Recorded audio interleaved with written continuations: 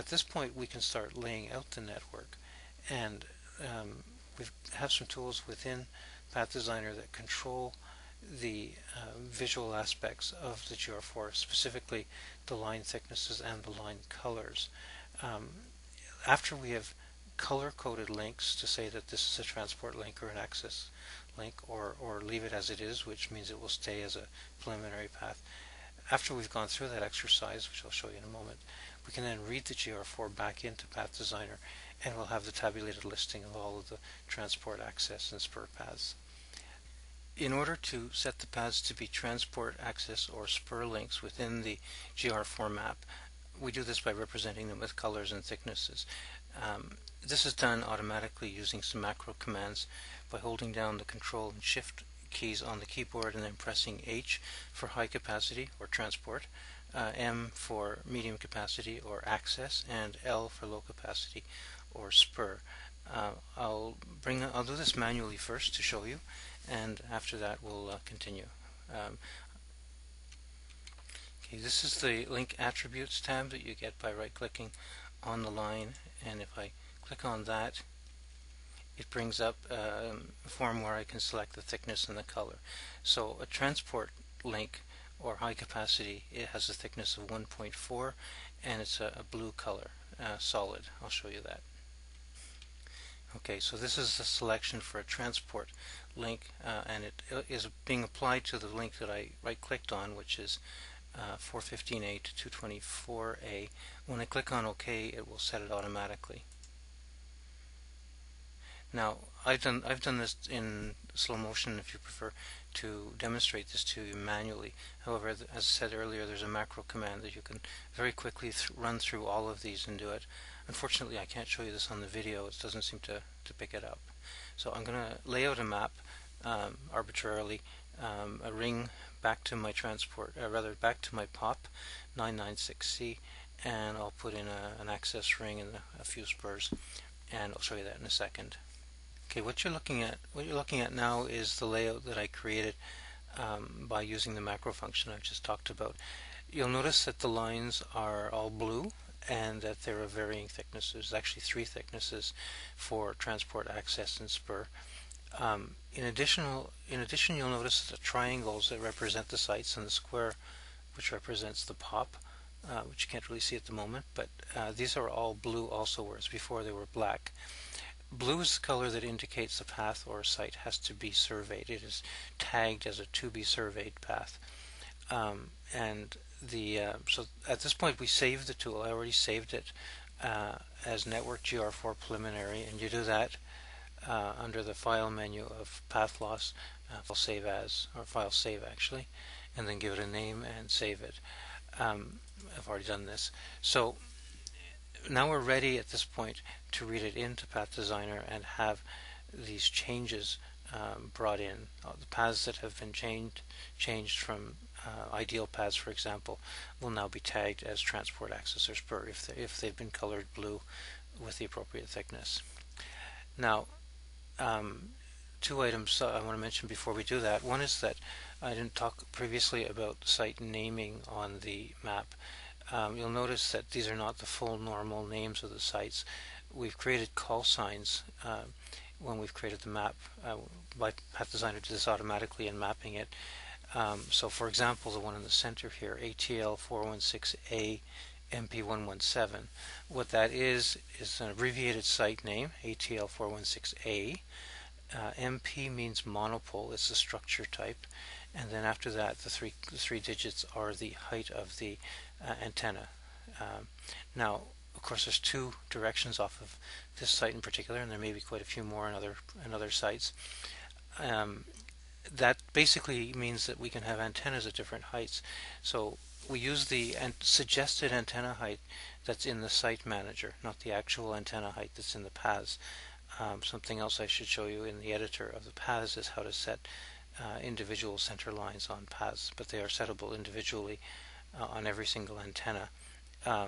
And however, what's tagged on the GR4 is the height from the site manager. So the only other thing I wanted to mention was that because we know the structure type, in this case monopole, we can apply, and in fact we do apply rules in other part of the tool as to how many antennas can be placed, and these are rules that are set up by the user, and I've actually violated quite a number of the standard rules in laying this out. I wasn't too concerned about the rules in doing this. So at this point it's saved. I'm going to go into Path Designer and read it in and show you what comes in. In Path Designer, under the network menu, there's a function that says read in potential network GR4. So this is what we're going to activate to bring that project, that design, into Path Designer. So I'll click on this, and the tool will give me the opportunity to browse for that file. So here I've selected it to be opened, and I open it, and the tool will go off and update all of the data in Path Designer with the changes that were made.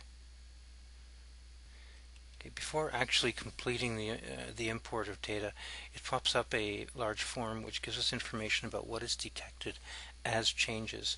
And I've slid down the slider to show you that we have sites that are tagged as to be surveyed, and we also have paths where we can see that the paths are shown as spurs or access and so on, and other changes that is made to the suitability and clearance as a result. If we change the purpose of a path, then obviously we have to reanalyze the suitability, and the clearance changes because the criteria is different. It's no longer a preliminary path. From this form we can abort if we see something that we don't like and we want to go back and fix it. That would mean that the data in Path Designer has not been modified, so clicking on the abort button at the bottom will simply take us back to where we started.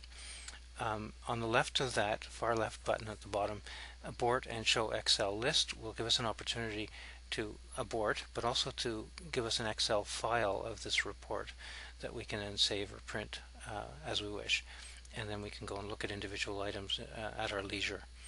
On the right of the center, there's import and show Excel list, which gives us the same Excel report of this file that you're looking at, this window, and it imports and brings in the changes.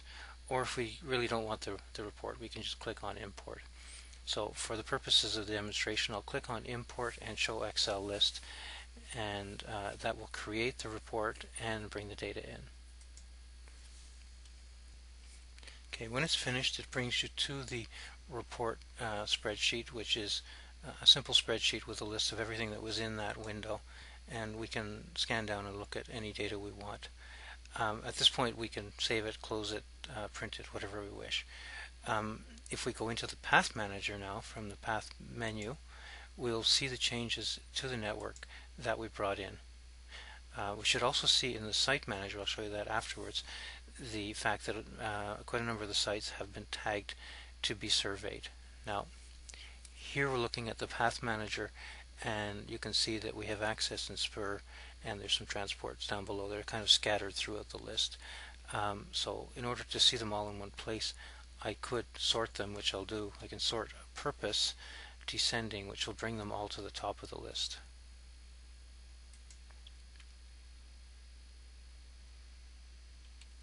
Okay, so there you can see some transport and access paths, and you'll notice that they are tagged suitability to be surveyed and clearance is reanalyze. You'll also notice that they're now active. There's a column to the left here, just to the right of the pop cluster assignment, where it says yes active. Previously all the paths were inactive. They have become tagged as active because we've made them part of our network. I'm not going to show you the Site Manager now with the changes in the sites. Okay, so here you can see that we have sites that are tagged as to be surveyed, and again we could sort them to the top.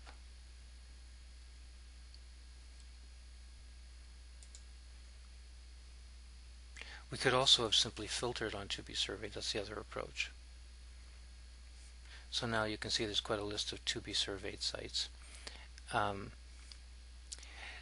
So the next step in proceeding, which will be in the next part of this video series, will be assigning surveyors and sending out survey information for the sites, and then for the paths to do the same thing with PL4s for the surveyors to fill in obstruction data.